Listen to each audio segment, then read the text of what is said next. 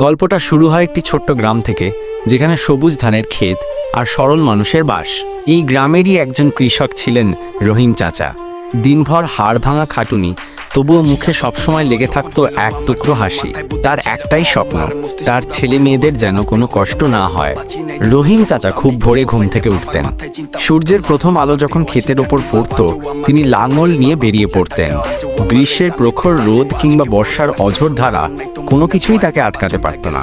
তিনি জমিতে বীজ বুনতেন, চারাগাছ পরিচর্যা করতেন আর মনে মনে স্বপ্ন দেখতেন সোনালী ফসলের। তার স্ত্রী জমিলা বেগমও ছিলেন একজন পরিশ্রমী নারী। তিনি সংসারের কাজ সামলানোর পাশাপাশি রহিম চাচাকে খেতে সাহায্য করতেন। তাদের দুই সন্তান, রফিক আর শফিক। রফিক স্থানীয় স্কুলে লেখাপড়া করত, আর শফিক ছিল ছোট, সবসময় বাবার সাথে খেতে যেত। একদিন রহিম চাচার খেতে ভালো ফসল হলো, সোনালী ধানে ভরে উঠল মাঠ। তিনি খুব খুশি হলেন। মনে মনে ভাবলেন, এবার তিনি তার সন্তানদের জন্য নতুন জামা কিনবেন আর স্ত্রীকে একটা সুন্দর শাড়ি দেবেন। কিন্তু বিধি বাম। হঠাৎ একদিন রাতে গ্রামের ওপর দিয়ে বয়ে গেল এক ভয়াবহ ঘূর্ণিঝড়। চোখের পলকে সব লণ্ডভণ্ড হয়ে গেল। রহিম চাচার স্বপ্নের ফসল মাটির সাথে মিশে গেল। তিনি দিশেহারা হয়ে গেলেন। তার মনে হলো তার জীবনের সব আশা যেন শেষ হয়ে গেছে। তিনি হাউমাউ করে কাঁদতে লাগলেন। জমিলা বেগম তাকে জড়িয়ে ধরে সান্ত্বনা দিলেন। পরের দিন সকালে রহিম চাচা আবার খেতে গেলেন। তিনি দেখলেন তার সব শেষ হয়ে গেছে, তবুও তিনি হাল ছাড়লেন না।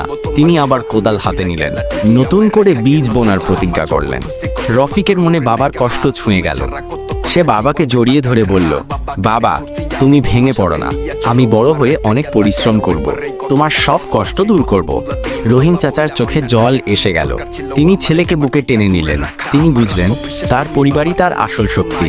তাদের মুখের হাসি তার জীবনের সবচেয়ে বড় পাওয়া। এরপর থেকে রহিম চাচা আরো বেশি পরিশ্রম করতে লাগলেন।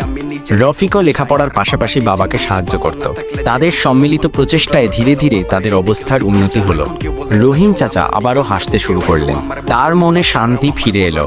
তিনি বুঝলেন জীবনে দুঃখ আসবে, কষ্ট আসবে, কিন্তু হাল ছেড়ে দিলে চলবে না। পরিশ্রম আর পরিবারের ভালোবাসা দিয়ে সব বাধা অতিক্রম করা যায়। এই গল্প থেকে আমরা এটাই শিখতে পারি, জীবনে যতই কষ্ট আসুক না কেন, পরিবারের পাশে থাকলে এবং চেষ্টা চালিয়ে গেলে সব বাধা অতিক্রম করা সম্ভব।